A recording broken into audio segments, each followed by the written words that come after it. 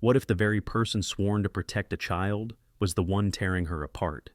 In a quiet American town, a little girl whispered, "Mommy, I can't stand up," and that cry changed everything. A loyal German shepherd, a father's fight for truth, and a courtroom where love itself stood on trial. Before we dive into this story of courage and redemption, tell me, where in the world are you watching from today? Drop a comment below, I'd love to know. And may your day be filled with warmth, peace, and good health. The town of Brookfield, nestled in the valleys of New England, lay subdued under the weight of February snow. It was Valentine's Eve, yet instead of red roses lining streets and glowing lights warming storefronts, the world seemed muffled in white silence. Snowflakes clung to street lamps and rooftops, and the sky hung heavy with clouds the color of tarnished silver. The cold wind cut through the empty sidewalks where only a few bundled figures hurried toward late dinners or closed-up shops. The Cole family's Victorian-style house stood at the edge of Maple Street, its porch steps already dusted with fresh powder. Through the frost-glazed windows, the faintest glow of lamplight spilled across the yard like a fragile promise of warmth. Officer Ethan Cole, 39 years old, had chosen this evening to come home earlier than usual, a rarity for a man whose life was bound to patrol shifts and urgent calls. Ethan was a broad-shouldered figure, with short brown hair brushed back neatly, strands of gray already threading along his temples. His hazel eyes carried both vigilance and fatigue, the marks of a man who had seen too many tragedies on Brookfield's quiet streets and could not leave them at the station door. Though respected in town for his fairness and calm judgment, Ethan carried his grief like an invisible badge beneath his uniform. Years earlier, his first wife Anna had died in an accident that left their daughter's legs damaged. Since then, guilt had carved lines around his mouth, and his voice, though steady, often held a quiet undertone of sorrow. In his gloved hands tonight, he carried a bouquet of red roses threaded with sprigs of white baby's breath, an attempt, however small, to rekindle warmth with his second wife. At Ethan's side trotted Ranger, his 6-year-old German shepherd partner. Ranger's thick black and silver coat bristled in the cold, each breath forming clouds that hung briefly in the air. The dog was large and powerful, with amber eyes that gleamed with intelligence and loyalty. Scars marked the fur along his left flank, reminders of skirmishes with suspects and long nights of service. Yet, for all his imposing appearance, Ranger had a gentleness reserved for children. He was patient with Emily, often lying beside her wheelchair, as if standing guard against unseen dangers. Ranger was the embodiment of what Ethan valued most: devotion without condition, loyalty without question. The woman Ethan now called wife was Marissa Cole, 32, slender with sharp features softened by layers of blonde hair she styled into waves. To those in the community, she appeared polished and helpful, the kind of woman who smiled quickly at church gatherings and remembered birthdays with cards. She had once worked as Ethan's dispatcher at the precinct, known for her crisp voice and efficient coordination of officers during calls. Outwardly courteous, she also carried an ambition that few noticed, a hunger for comfort and status that grew after she entered Ethan's life. Marissa had stepped into the role of wife and stepmother with elegance, yet her past held a different hue. She had grown up in a family where affection was scarce and worth was measured in achievement. That absence of tenderness had hardened her, and though she could mask it with charm, cracks revealed themselves when responsibility pressed too closely. And then there was Emily Cole, 6 years old, Ethan's only child. Emily had inherited her late mother, Anna's soft brown hair, now long and slightly tangled, often tucked behind her ears as she leaned forward in her wheelchair. Her gray eyes, too old for her age, seemed always to carry a storm, guilt, sadness, and longing blended into one expression. When she was 4, the accident that claimed Anna's life left Emily's legs too fragile to carry her. She rarely spoke of her fears aloud, instead whispering them into the ears of a worn teddy bear, the last gift her mother had given her. Emily was sensitive, quiet, and hesitant to trust. To her, the world outside often felt like an ocean too vast to cross, and even inside her own home, she sometimes felt adrift. The snow crackled beneath Ethan's boots as he crossed the front yard. He adjusted the roses in his arm and inhaled, preparing himself for whatever awaited inside. Ranger bounded slightly ahead, eager for warmth. Just as Ethan's hand reached for the front gate, a piercing cry split the evening air. "Mommy, I can't stand up." The words, thin and trembling, struck Ethan's chest like an icy hammer. He froze, heart pounding. Ranger's ears snapped upright, the dog's body tensing.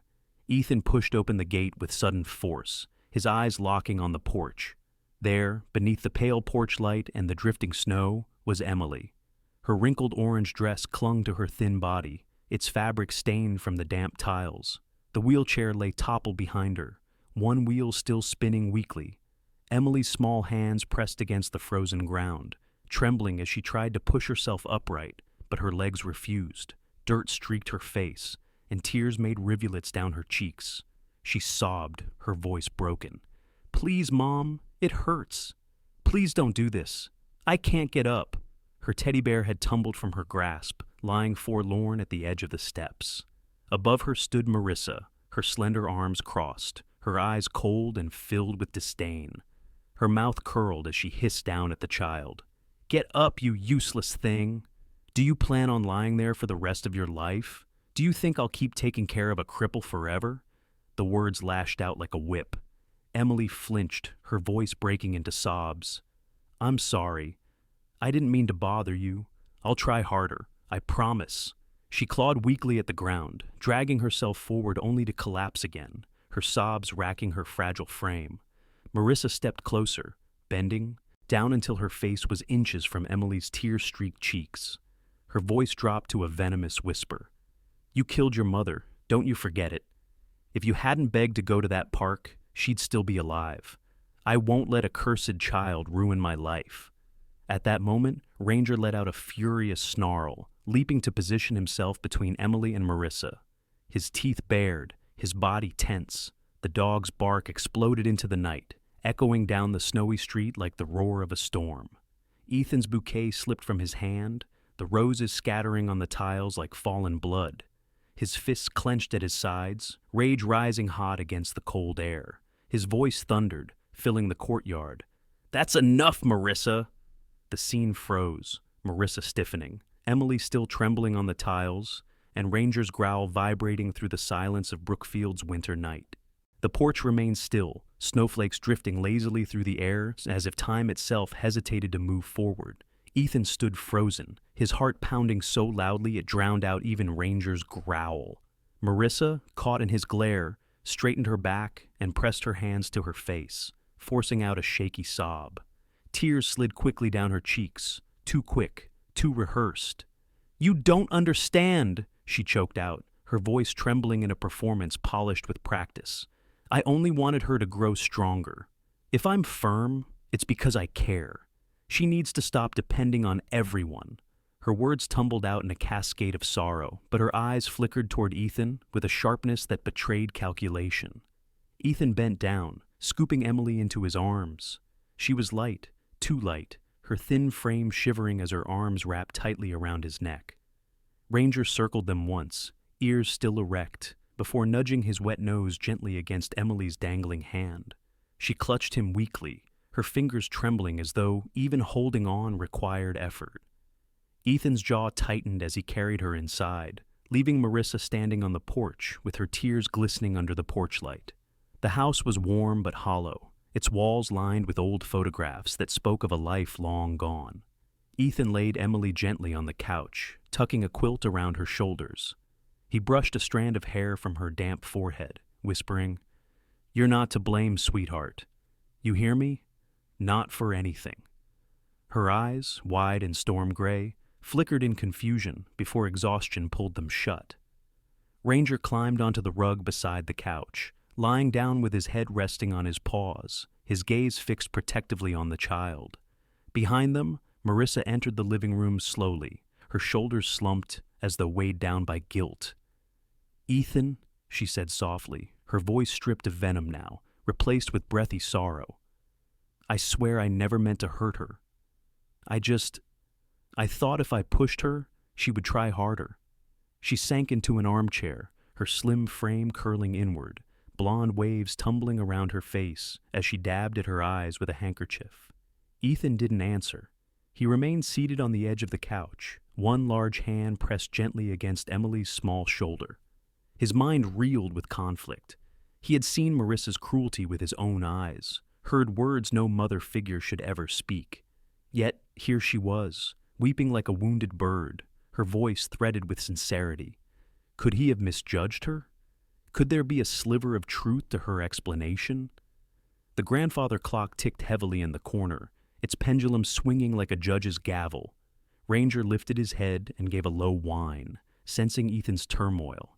He stood, stretched, and padded to the window, peering out at the falling snow. For the dog, the world was simple: loyalty, protection, truth. Humans, however, tangled themselves in shadows. That night, Ethan carried Emily up the stairs to her small bedroom. The room still bore traces of Anna, pale yellow curtains, a wooden rocking chair where she used to sing lullabies, and on the shelf, the porcelain dolls she had once collected. Ethan lowered Emily into bed, pulling the quilt up to her chin. Her hands clung to the teddy bear as if it were life itself. When her lips murmured a faint apology in her sleep, Ethan's throat tightened. He leaned down and whispered, "No apologies, baby girl. You are not to blame." When at last she settled, her lashes fluttering against her pale cheeks, Ethan remained at her bedside longer than he intended. His large hand trembled slightly as it rested against her hair. Finally he rose, his steps heavy as he left the room. Ranger lingered, curling up on the rug outside Emily's door, his amber eyes glowing in the dim hallway light, as though keeping silent vigil. Downstairs, Ethan stopped at the front door. The bouquet of roses lay where he had dropped them earlier, petals crushed into the floorboards, their scent faint but cloying. He bent down and gathered the ruined stems, his breath catching as he realized how fragile they had become, just like his family, crumbling under pressure. Without a word, he carried the roses to the kitchen, dropped them into the trash, and washed his hands slowly, staring at his reflection in the darkened window. The reflection was not kind. His face looked older, his hazel eyes hollow with doubt. In his chest burned a fury that demanded release, but his training as a policeman, his duty to remain calm, forced him to hold it back. Justice in the streets was clear-cut, lawbreakers and law-abiding. But inside his own home, the lines blurred. Could he trust Marissa's tears, or were they as false as the sweet tone she used before neighbors? Marissa appeared again in the doorway, her figure framed by lamplight. She had changed into a silk robe, the color of midnight, and her posture now was soft, vulnerable. She leaned against the frame, her arms wrapped around herself. "I made mistakes," she admitted, her voice small. "I don't know how to be a mother. I never had someone to teach me. But I'm trying, Ethan. I need you to believe that." Ethan studied her silently, searching her face for truth. For a moment, he almost softened. He remembered how, in the early days, she had been efficient at the station, a voice of steadiness when chaos reigned. He had thought she would bring that same steadiness into his home.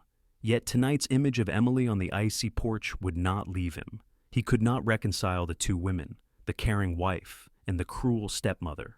"I'll sleep in the study," Ethan said at last, his voice low but firm. "We'll talk tomorrow." He walked past her without waiting for a reply, his shoulders heavy, his steps echoing in the hollow quiet. Marissa's lips pressed into a thin line, her tears drying too quickly. This time, her blue eyes glinting with something sharper than sorrow. In the study, Ethan collapsed into the worn leather chair, Ranger at his feet. The dog rested his head on Ethan's boot, offering silent comfort. Ethan leaned back, staring at the ceiling where shadows danced in the lamplight.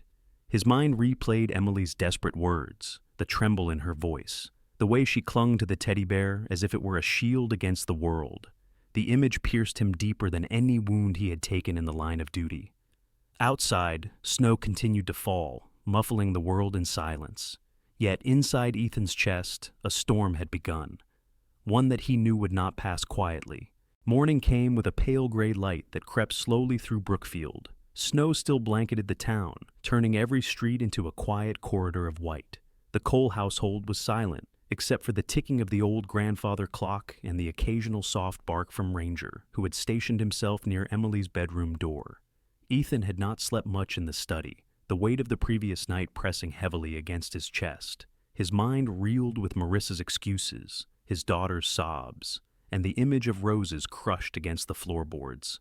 Emily woke early. She lay in bed for a long while, her storm-gray eyes staring at the ceiling, her small fingers gripping her teddy bear until the fabric seemed ready to tear. She had dreamed of her mother again, the sound of Anna's gentle voice telling her she was loved. But waking always broke her heart because the voice was gone and only Marissa's sharpness remained. Quietly, she swung her frail body forward, reached for the wheelchair beside her bed, and pulled herself in. She was careful not to make noise. Ranger's ears perked when the wheels squeaked softly, and he rose at once, following her down the hallway. Emily wheeled herself toward the back gate, the quilt still draped over her shoulders. Her breath fogged in the icy air as she pushed herself through the snow. She did not want to disturb her father, who was likely still asleep after a late night. She did not want to face Marissa either. What she wanted was comfort, the kind only one other person in town had given her. At the end of Maple Street stood the small cottage of Margaret Turner, a woman in her mid-60s who had lived in Brookfield nearly her entire life. Margaret was a tall, slightly stooped figure with silver hair pulled back in a loose bun. Her face was lined but kind, the kind of face that revealed laughter had been as common as tears.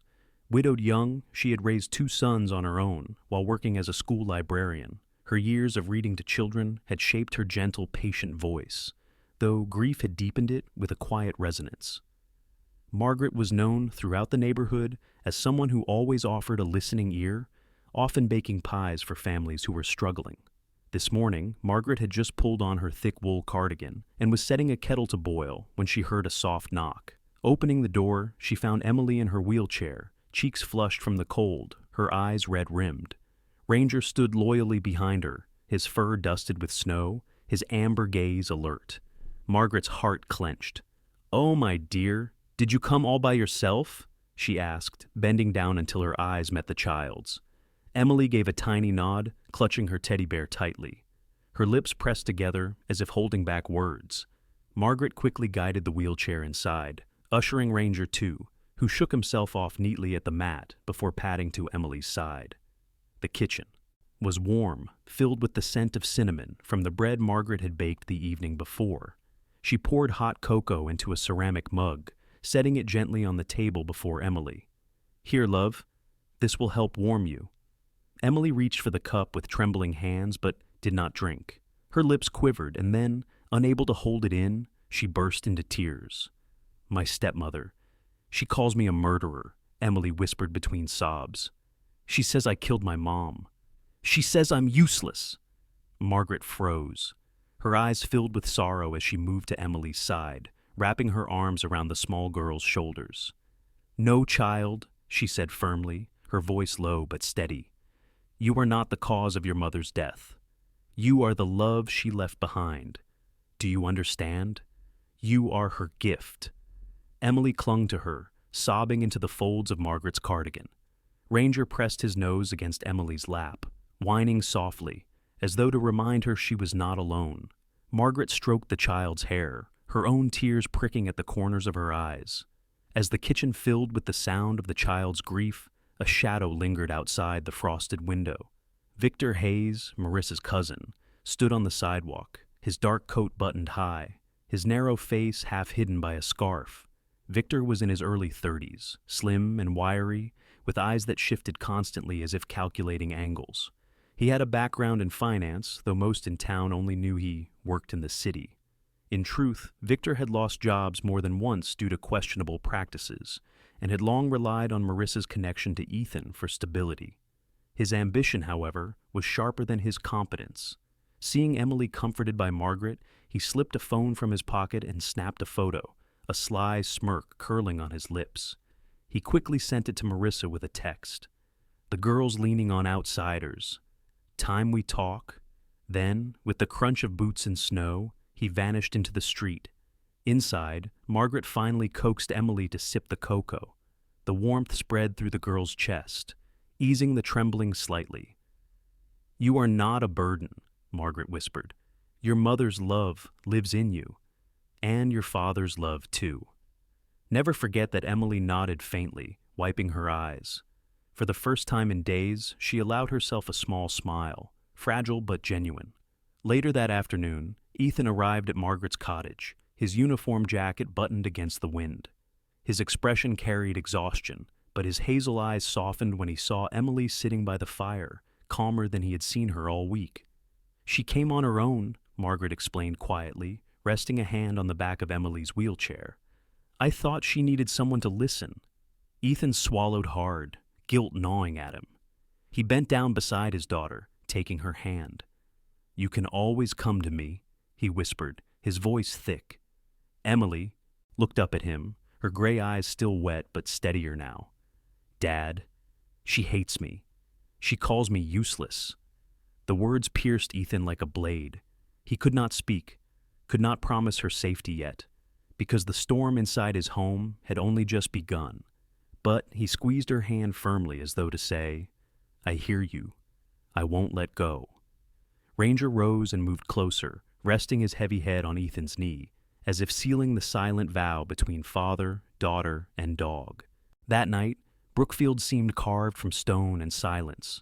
The snow had stopped falling, leaving the streets glazed with ice that glittered faintly beneath the weak glow of street lamps.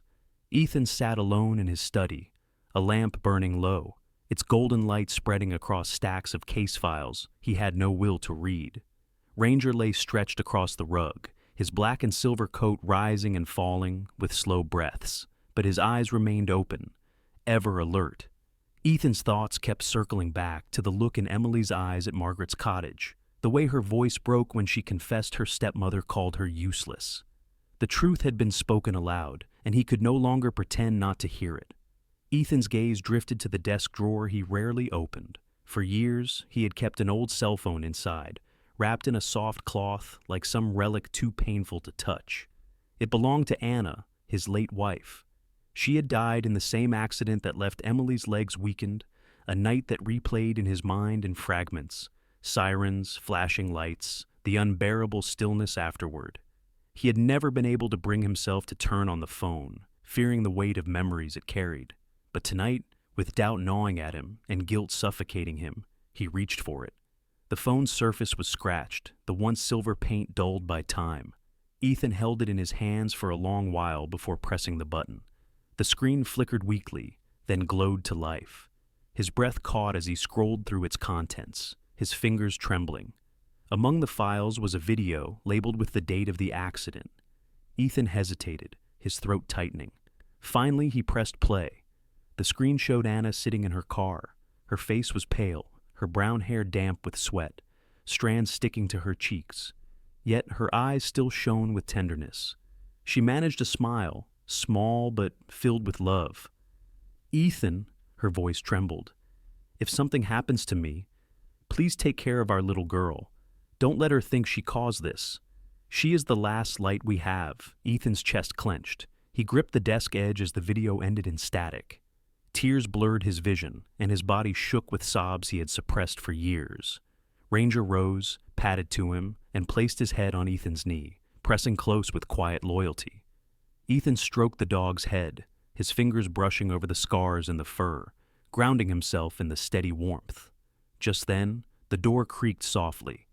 Emily sat in her wheelchair at the threshold, wrapped in her quilt, her teddy bear in her lap, her gray eyes wide and timid, fixed on her father. "Dad?" she whispered. Ethan quickly wiped his face, but didn't hide the phone. He beckoned her closer, rolling the chair to his side. "Couldn't sleep?" he asked gently. She shook her head, her voice small. "I dreamed again. Mom said not to be afraid. But I woke up and she was gone." Ethan pulled her into his arms, cradling her like he used to when she was a toddler. "She is never gone," he whispered into her hair. "She's here, and she never wanted you to carry blame." Not for anything, Emily pressed her face into his chest, her small body trembling. Ranger sat close, leaning against them as though to form a wall around their grief.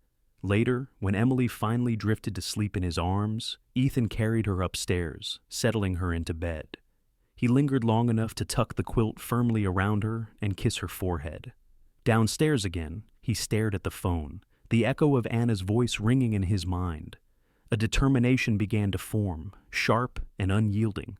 If Marissa's cruelty had planted guilt in Emily, then Ethan would dig out the root of it, no matter the cost. The next morning, Ethan rose early. He left Emily still sleeping and took Ranger for a walk through the quiet streets, hoping the cold air would clear his thoughts. The snow crunched beneath his boots, and Ranger moved with measured steps at his side. They passed the local bakery where the owner, Harold Briggs, a stout man in his 50s with a cheerful round face, was sweeping snow from the steps.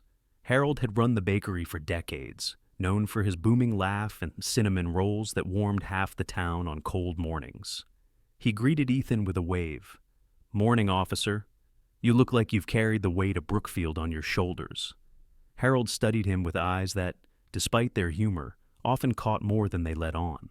His own life had been shaped by loss, too, his wife passing 10 years ago, and that grief had made him more attuned to sorrow in others. Ethan managed a small nod. "Rough night," he admitted. Harold leaned on his broom, lowering his voice. "That little girl of yours, she's strong, but she needs gentleness. Don't let anyone take that from her." He gave a pointed look before returning to sweeping. The words lingered with Ethan as he walked on. Ranger nudged his hand with his nose, as if echoing the baker's advice. When Ethan returned home, Marissa was already in the kitchen, dressed impeccably in a cream blouse and pencil skirt, as though she were preparing for an office she no longer worked at. Her blonde hair framed her face perfectly, and her smile was bright, too bright. "Good morning," she said sweetly. "I made breakfast for Emily." Ethan studied her, hearing the hollowness beneath her tone. For years he had believed her polish, her poised exterior. Now every word felt like glass, transparent and fragile, hiding sharp edges. He didn't answer, only poured himself coffee and watched her quietly. Later that day, Ethan returned to the precinct.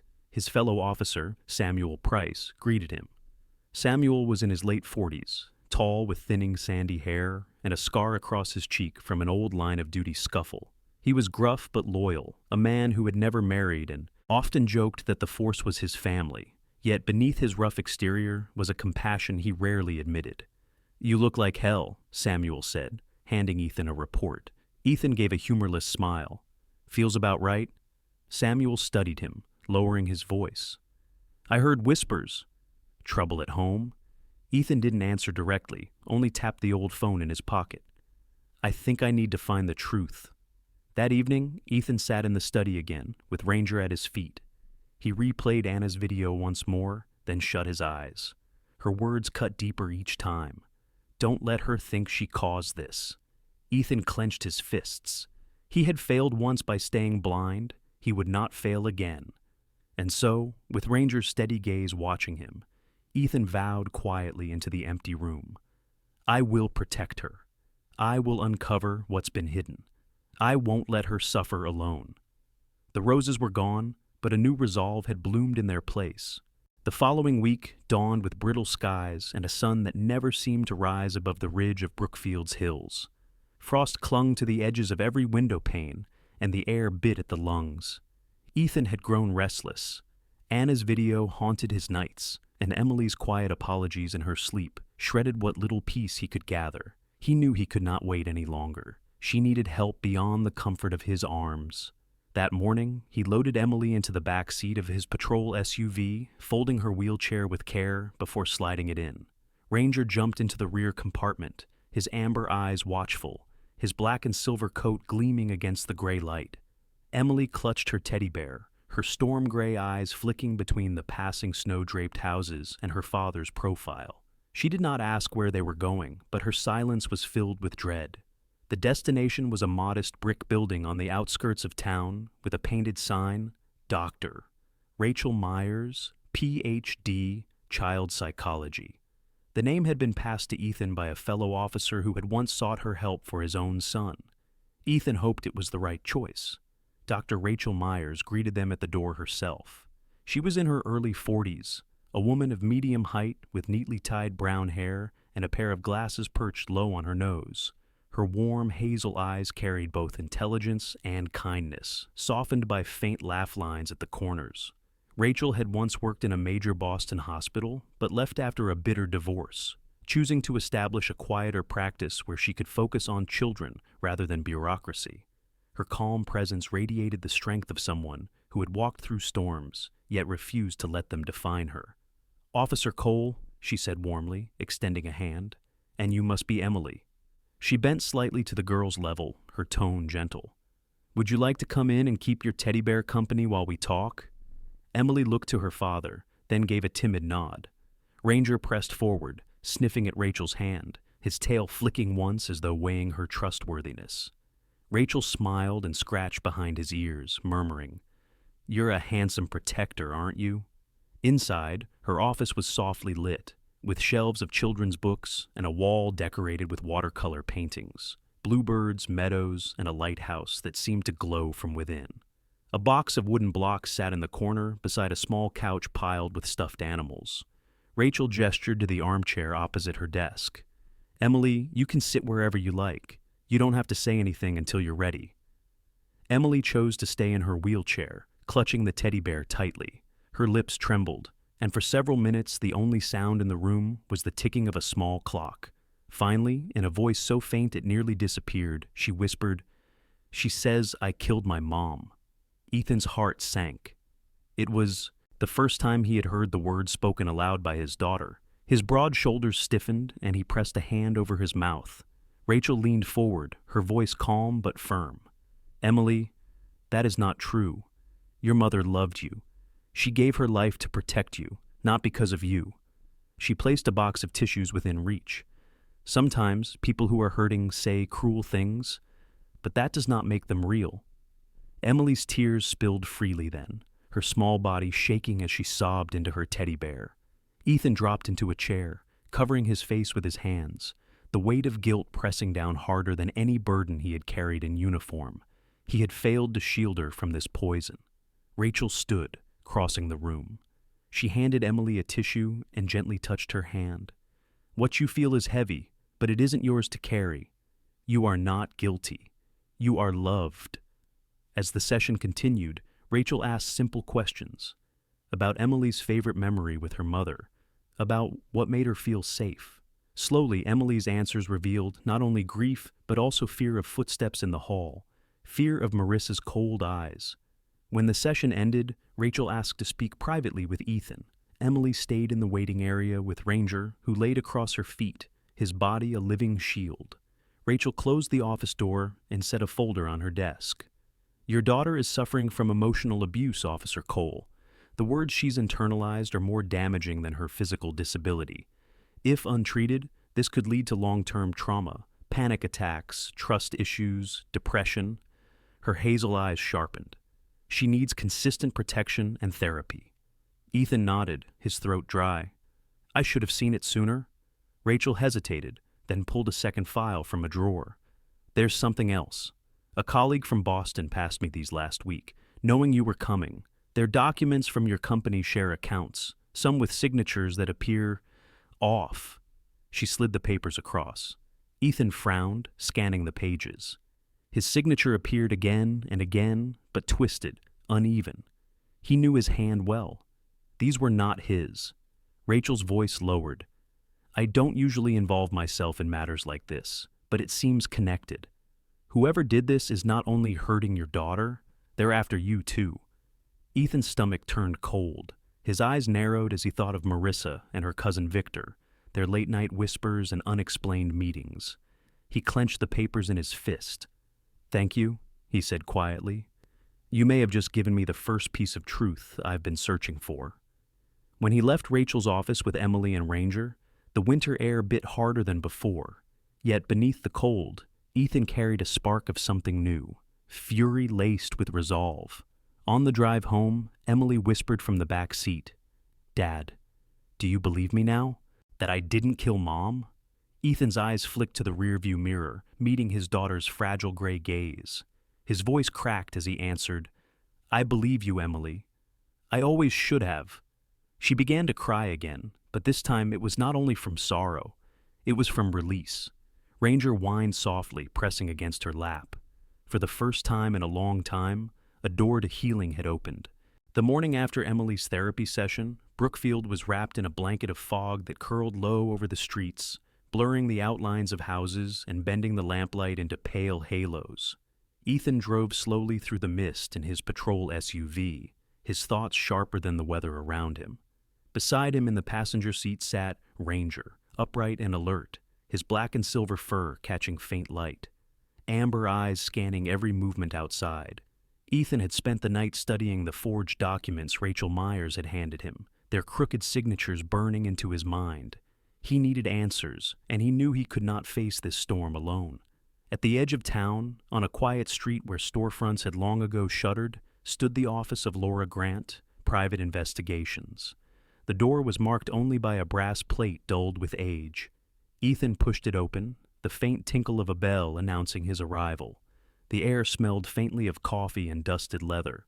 Behind a cluttered desk sat Laura Grant, a woman in her late 30s with short-cropped black hair, sharp cheekbones, and piercing gray eyes that missed little.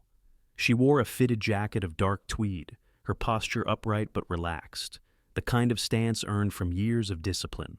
Laura had once been a police detective in Boston, but disillusionment with bureaucracy and a high-profile case where her warnings were ignored, costing a child's life, had pushed her into private work.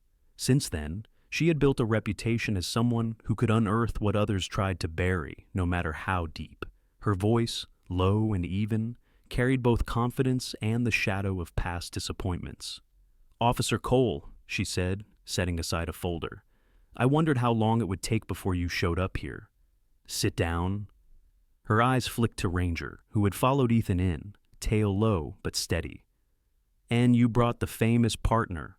"Don't worry, I keep treats for guests with 4 legs." She tossed a small biscuit across the desk, which Ranger accepted politely, lying down at Ethan's feet afterward. Ethan sat, his broad shoulders tense. He placed the folder of forged documents on the desk. "Rachel Myers gave me these. My wife and her cousin Victor are behind them. I'm sure of it. But suspicion isn't enough. I need proof, and I need someone who knows how to find it." Laura flipped through the papers, her eyes narrowing. "Sloppy work. Whoever forged these doesn't know how careful companies keep their ledgers.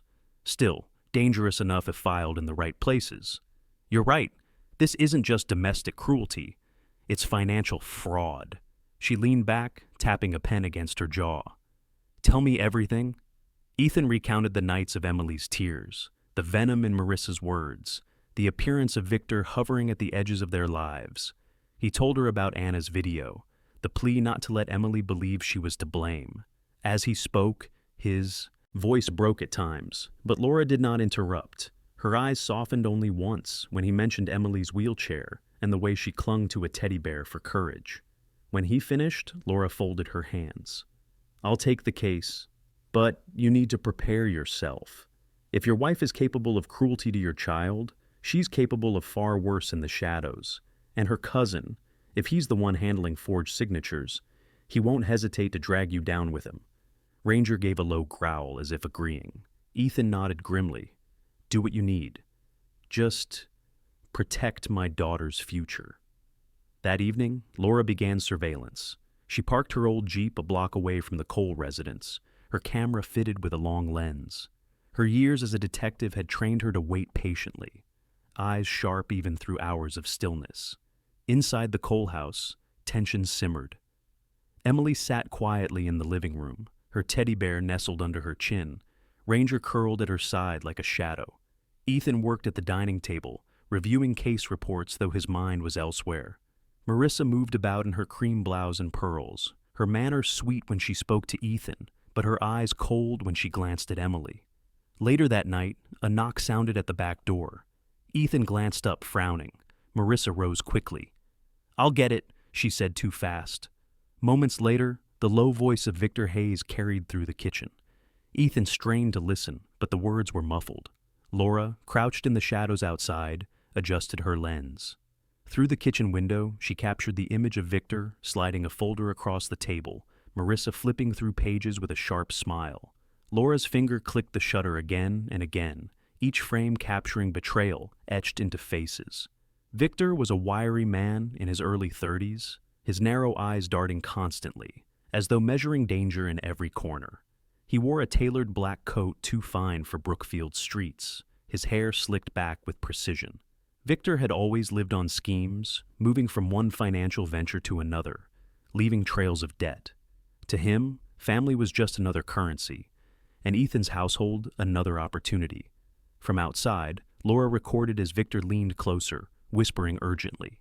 Marissa's expression shifted from irritation to triumph. She nodded, her fingers brushing the signature line of a contract. Laura's lips pressed into a thin line. She captured the images, her camera clicking softly. In her notes, she wrote, "Conspiracy confirmed. Intent, transfer shares. Witness, photographic evidence." Meanwhile, inside, Emily wheeled herself to the edge of the hallway, peering cautiously toward the kitchen. She couldn't hear all the words, but she caught the glint in her stepmother's eyes and the sly tone of Victor's voice. Her chest tightened with fear. She turned her chair quickly, retreating to her room, where Ranger soon followed, nudging the door shut with his nose. She pressed her teddy bear to her chest and whispered, "Please, Mommy, don't let them take Daddy away too." By midnight, Victor left through the back door, slipping into the night with his coat collar high. Marissa returned to the living room, her sweet mask firmly back in place. "I'm going to bed," she told Ethan with a smile that didn't touch her eyes. Ethan only nodded, though suspicion gnawed deeper. When the house fell silent, Laura returned to her office, uploading the photographs onto her laptop. Her gray eyes hardened as the images filled the screen. Victor's hand poised with a pen, Marissa's approving smile, contracts bearing Ethan's forged name. She leaned back in her chair, whispering into the quiet room, "Officer Cole, you'll have what you need." The next morning, Ethan arrived at her office again, Ranger padding at his side. Laura handed him the photographs without flourish. "Here's your truth," she said, "and the beginning of your evidence." Ethan studied the images, his fists clenching as his wife's betrayal stared back at him. He lifted his eyes to Laura's steady gaze. "Then it's time to act." Ranger barked once, sharp and resolute, as though sealing the vow. The snow had melted into slush along the edges of Brookfield's main street, leaving puddles that reflected the gray winter sky. Ethan stood in Laura Grant's office, the photographs of Marissa and Victor spread across the desk. The evidence was damning, but a court of law needed more than whispers and snapshots. Ethan's hazel eyes burned with both fury and restraint. He was a policeman, trained to build cases properly, not to act on impulse. Laura leaned back in her chair, arms crossed, her short black hair catching the light from the desk lamp. "We have enough to put them on the defensive," she said, "but if you want them cornered with no way out, we'll need a sting." "A public one," Ethan frowned. "You mean bait them?" "Exactly," Laura replied. "Victor's greedy. If you dangle a contract he thinks he can finalize, he won't resist. Marissa will be right there beside him. If they put pen to paper in front of witnesses, they're finished." Ethan's jaw tightened. "And Emily?" "She won't be anywhere near it," Laura assured. "This is about shielding her from ever having to hear their venom again." Ranger, lying at Ethan's feet, gave a low growl as though approving the plan. His ears twitched at the sound of the door opening. Into the office stepped David Clark, a lawyer in his early 40s, whom Laura had called in for support. He was tall and lean, with close-cropped brown hair, a neatly pressed suit, and a voice calm enough to steady even the most anxious client.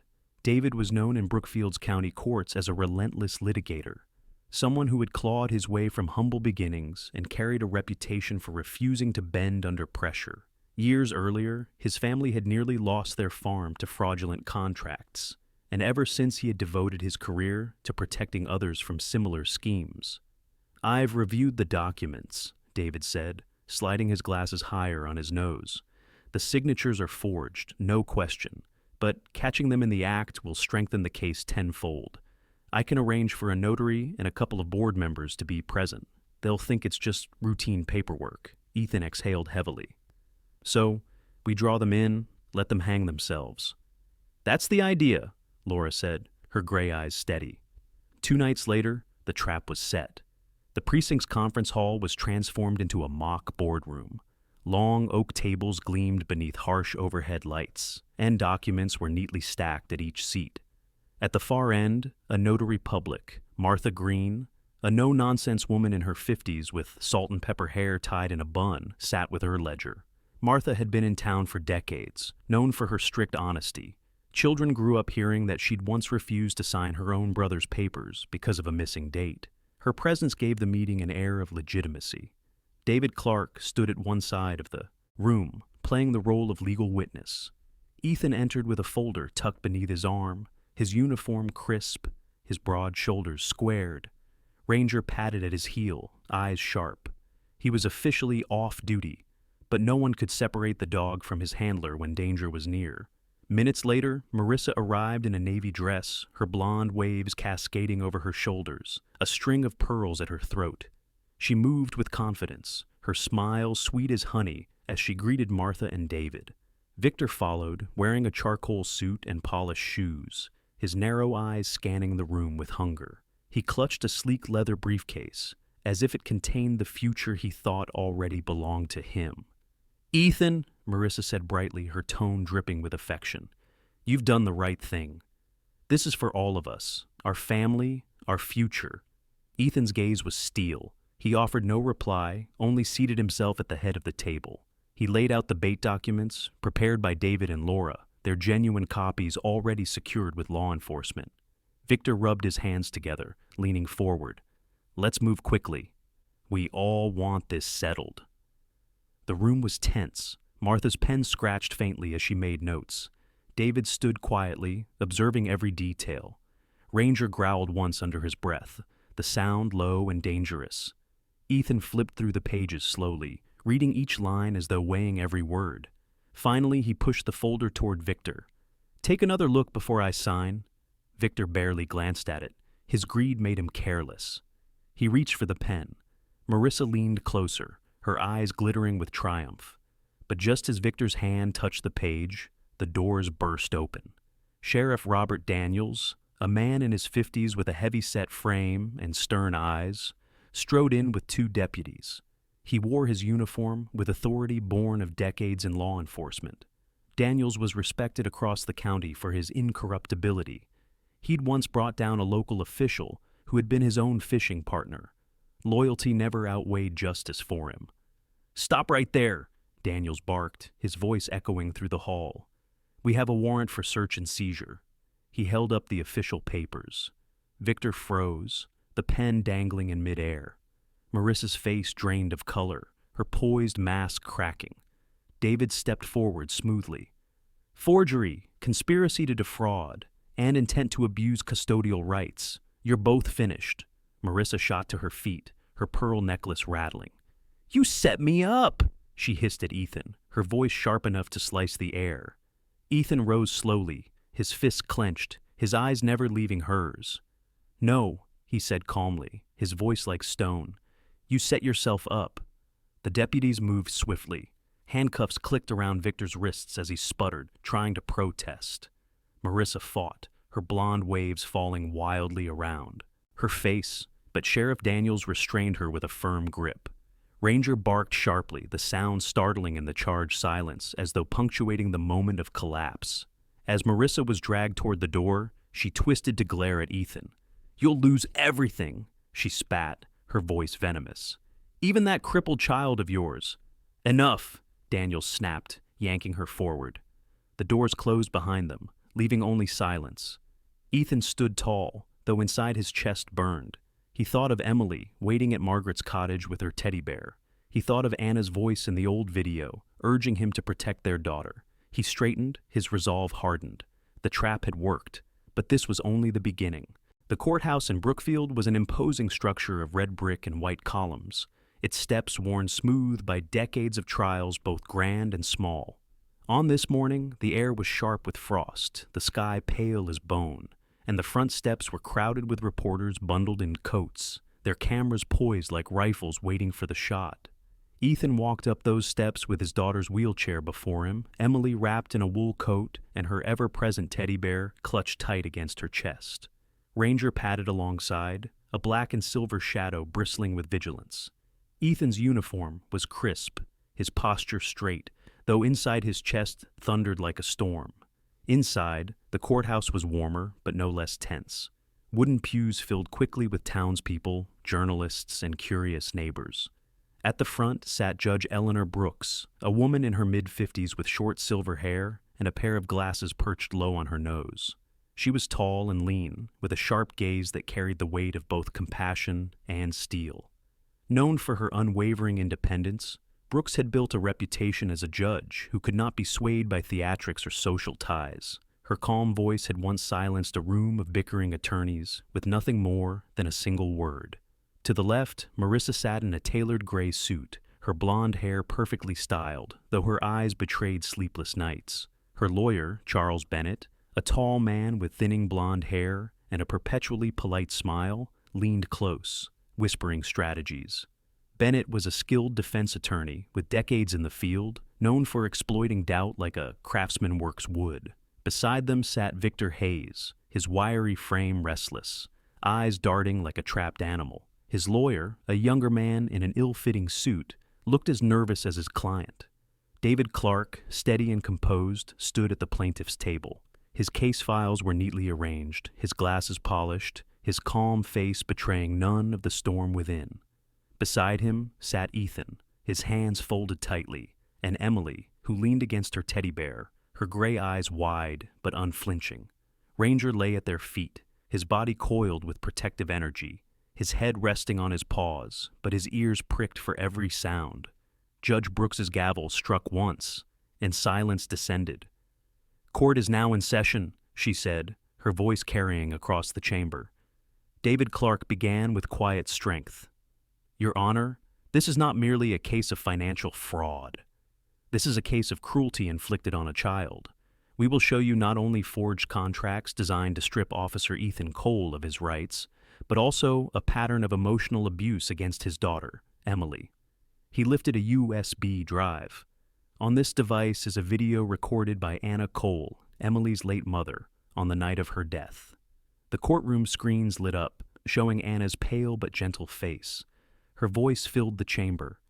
"If something happens to me, please take care of our little girl. Don't let her think she is to blame." Gasps rippled through the gallery. Emily's lips trembled as she clutched her bear tighter. Ethan laid a hand on her shoulder, his hazel eyes red with suppressed emotion. Next, Margaret Turner was called to the stand. She walked slowly, her silver hair pinned neatly back, her tall frame carrying both dignity and the weight of long silence. She wore a simple navy coat, her hands twisting nervously at its hem. "Mrs. Turner," David asked gently, "what did you witness at the Cole residence?" Margaret's voice wavered at first, but steadied. "I heard Marissa call Emily a murderer. I heard her say the child killed her own mother. I stayed silent too long because I feared the consequences, but I cannot let that truth stay buried any longer." A murmur spread across the room. Charles Bennett rose for cross-examination. "Mrs.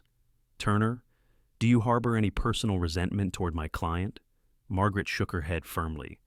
"I harbor only the need for truth. I have nothing to gain but the safety of a child." The gallery erupted again, and Judge Brooks struck her gavel. "Order!" Next, Rachel Myers took the stand. Her brown hair was tied back, her glasses catching the light. She spoke with calm authority. "Emily Cole exhibits classic signs of prolonged emotional abuse. Nightmares, panic at footsteps, self-blame. These are not inventions of a child's imagination. They are consistent with the verbal cruelty she described." She held up her clinical notes. "If not addressed, the damage could shadow her entire life." Bennett attempted to challenge her. "Dr. Myers, children sometimes misinterpret. Couldn't this be a child's exaggeration?" Rachel's hazel eyes sharpened. "Not when the testimony is consistent, corroborated by neighbors, and matched with clinical responses. I would stake my license on this." Then it was Laura Grant's turn. She carried a folder of photographs, her gray eyes steady. "I conducted surveillance under Ethan Cole's request. These are images of Victor Hayes presenting forged contracts to Marissa Cole. Here, you see her hand resting on the signature line, and here, Victor with pen in hand, she placed them on the projector. The grainy images appeared on screen. Victor's sly expression, Marissa's cold smile. Victor shifted violently in his seat, muttering under his breath. His lawyer tried to object, but Judge Brooks cut him short. "Sit down." Finally, David called Ethan to testify. Ethan stood, tall and broad-shouldered in his uniform. His voice was steady, but threaded with pain. "I swore to protect people in this town, but I failed to protect my own daughter. I saw her pushed from her wheelchair. I heard her cry that she could not stand. I cannot unhear that his hazel eyes glistened, but his tone never wavered. This courtroom must hear her truth because she is stronger than any of us." Emily clutched her teddy bear, and in a small, trembling voice, she added, "I just want to go home with my dad." The silence that followed was heavier than any words. Even Bennett faltered, his eyes darting to Marissa, whose face twisted as her facade crumbled. Judge Brooks leaned forward, her silver gaze sharp as a blade. "I will deliberate carefully. For now, the restraining order remains. The child will stay under her father's care until final judgment." Her gavel struck once, echoing like thunder. Outside the courthouse, reporters shouted questions, flashes exploding like fireworks. Ethan wheeled Emily past them, Ranger walking like a sentinel at their side. David Clark leaned in. "We've cut their defense to ribbons. The verdict will come tomorrow." Ethan looked down at his daughter, who pressed her teddy bear close and whispered, "Dad, I'm not afraid anymore." For the first time in years, Ethan believed her. The morning of the verdict dawned bright but brittle, the kind of cold that made the world glisten as if forged from glass. Brookfield's courthouse loomed against the pale winter sky, its white columns frosted with ice. Inside, the atmosphere was taut, whispers rising and falling like a restless tide. Reporters jostled for position in the back rows, pens ready, cameras humming softly. Ethan stood near the front, Emily's wheelchair beside him. She was wrapped in a deep blue wool coat Margaret had sewn patches onto, her storm gray eyes calmer than they had been in weeks. Ranger sat faithfully at her side, his thick black and silver coat brushed smooth, his amber eyes sharp yet gentle when he glanced toward the child. Ethan's uniform was polished, his badge gleaming under the courthouse lights, though shadows of sleepless nights etched beneath his hazel eyes. Across the aisle, Marissa looked like a porcelain doll cracked at the edges. She wore an elegant black dress with a pearl brooch, her blonde waves styled perfectly, but her hands shook as she clutched a tissue. Victor Hayes sat beside her, his wiry frame tense, sweat glistening at his temples. Their lawyers shuffled papers in a last, nervous attempt to appear composed. Judge Eleanor Brooks entered, her silver hair catching the light, her black robe flowing as she ascended to the bench. Her gaze swept the room, steady and unflinching. "This court is reconvened to deliver its verdict," she declared, her voice even yet resonant. David Clark rose, his lean frame poised with quiet strength. He glanced toward Ethan, then toward Emily, who gave a small nod, her teddy bear clutched to her chest like a talisman. Judge Brooks began, her tone deliberate. "We have heard testimony from witnesses, reviewed clinical reports, and examined evidence of financial forgery and conspiracy. The facts presented demonstrate a deliberate attempt to manipulate custodial rights, commit fraud, and inflict emotional harm on a minor." She looked directly at Marissa, who shifted uncomfortably. "The court cannot overlook cruelty disguised as discipline, nor fraud disguised as business." The gavel struck once, sharp as a crack of ice. "This court convicts Marissa Cole and Victor Hayes of conspiracy to defraud, forgery of legal documents, and emotional abuse of a minor. Sentencing will include prison terms to be determined, and all rights to custodial or financial influence over Emily Cole are permanently revoked." The room erupted. Reporters scribbled furiously. Neighbors gasped, and Victor slammed his fist on the table, shouting, "This is a lie!" Deputies surged forward, restraining him in cuffs as his lawyer paled. Marissa broke into loud sobs, but they were brittle, hollow, more performance than remorse. Ethan's knees weakened with relief. He looked down at his daughter, who stared at the judge, lips trembling. Emily whispered, "We're safe now?" Ethan crouched beside her, his hand covering hers. "Yes, sweetheart. We're safe now." Ranger leaned against the wheelchair, pressing his head to Emily's lap, his warm weight grounding her. As the courtroom emptied, Judge Brooks motioned Ethan forward. "Officer Cole," she said quietly, removing her glasses, "you've carried more than your share. Protect your daughter now with the same strength you give this town." Her voice softened. "And remember, she will heal faster with your presence than with your protection alone." Outside, the winter sun broke through the clouds. Margaret Turner waited by the steps, bundled in her wool coat, her tall frame bending as she hugged Emily warmly. "I told you, child," she whispered. "You are light, not burden." Emily smiled faintly, resting her head against Margaret's shoulder. Rachel Myers approached too, her brown hair tucked into a scarf, her hazel eyes gentle. "We'll continue therapy, Emily," she said softly. "But today, take pride. You spoke your truth." Emily nodded, her cheeks pink from the cold and from something new. Hope. David Clark lingered by Ethan's side, his steady gaze fixed on the courthouse doors as deputies escorted Marissa and Victor into waiting cars. "It's done," David murmured, "but healing is a longer road." Ethan gave him a firm handshake. "You helped us reach it." That evening, Ethan didn't return to the empty silence of his house. Instead, he took Emily and Ranger to the small community center, where her friend Lily Parker's family had organized a modest celebration. The hall was decorated with paper streamers, the air filled with laughter and the scent of chocolate cake.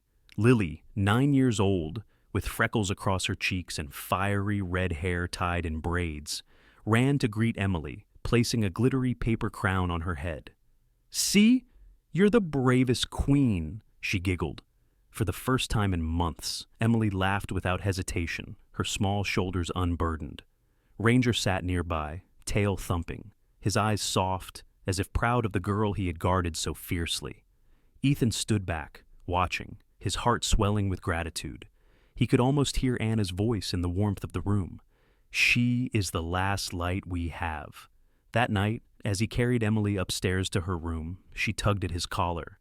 "Daddy, can I try standing tomorrow? Just for a moment?" Ethan kissed her forehead, whispering, "We'll try together." Ranger circled once on the rug, settling down with a sigh, as if already preparing for the dawn. The verdict had been spoken, but for Ethan and Emily, the true victory was the return of peace, and the first fragile steps toward healing. In the end, this story is more than a courtroom battle or a father's vow. It is a reminder that even in the darkest hours, the light of God's love can break through. Just as Emily found hope again, we too can trust that every tear, every prayer, and every step forward is held by the hand of the Lord. In our daily lives, when we feel weak or forgotten, let us remember that miracles still happen, and God never abandons his children. If this story touched your heart, please share it with someone who needs hope today. Leave a comment with Amen if you believe in God's miracles.